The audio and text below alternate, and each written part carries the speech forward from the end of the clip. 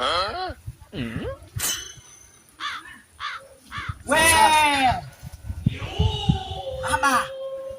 Mama. Tayari. Tayari nini? Umemaliza? Chakula. Kitoto kidogo. Umeamua kumdungunyua. Acha ujinga wewe. Acha ujinga kabisa. Ndio. Huu ni taibu. Kitoto kidogo. Umeamua kabisa kumdungunyua mtoto wa mtu. Mtoto mdogo wa hivi. Umetoka kumdungunyua mtoto wa watu. Wewe baba kelele. Kelele? Sikiza nikwambie kitu kimoja. Mimi sijamdungunyua hata kidogo. Sijamdungunyua, mawazo yako wewe potofu. Siku zote nakwambiaga, tumia akili. Nakuzingishia. Hiyo ndo shida yako sasa. Unachokiwaza tofauti na namna jinsi ilivyo. Baba, hebu mruhusu mtoto aondoke. Nataka nizungumze na wewe. Au ngoja tu nikampe taarifa. Baba wewe. Mtoto wa watu, muangalia mtoto wa watu anavyotembea.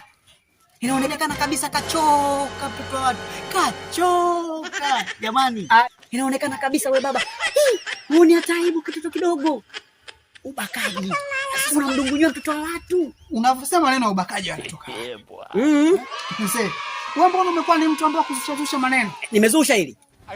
Sasa la ubakaji limetoka wapi? Ngoja niende kwao. Hebu njoo kwanza bana. Wewe mimi ngoja niende kwao. Mimi naenda hivi. Bana wewe. Nini? Sasa hayo mambo jamaa, fikra potofu. Mimi ngoja niende.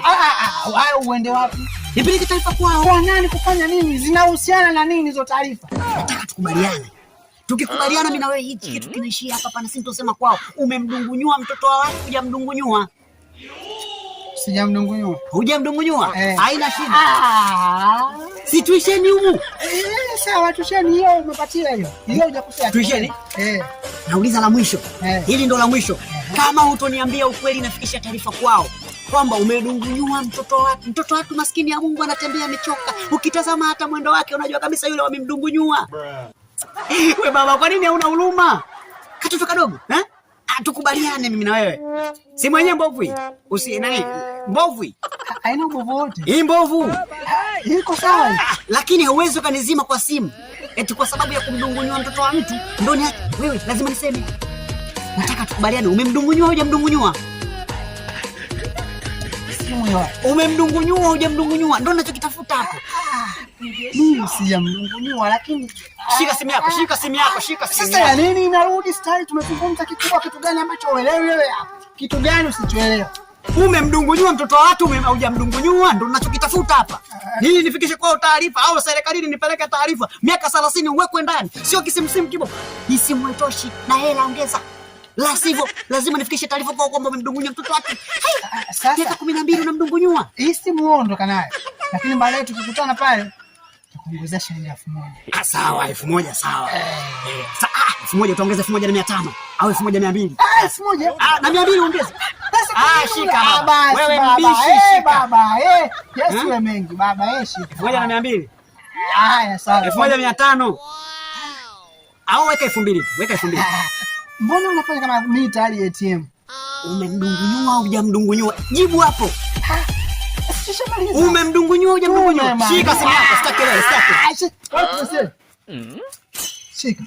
Umemdungunyua au hujamdungunyua? Kidogo. Umemdungunyua kidogo. Baba unafaulu watoto wadogo ndo. Wewe unajifanya kama ndo wakala. Yaani wewe unaanza kuwasajili, alafu unatu huu mchezo uishi hapa.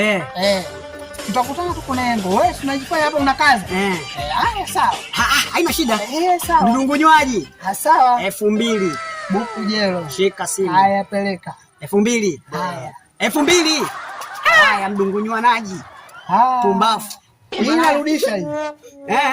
Shika simu. Nenda nayo tu baba. Umemdungunyua hujamdungunyua? Kidogo. Haina shida.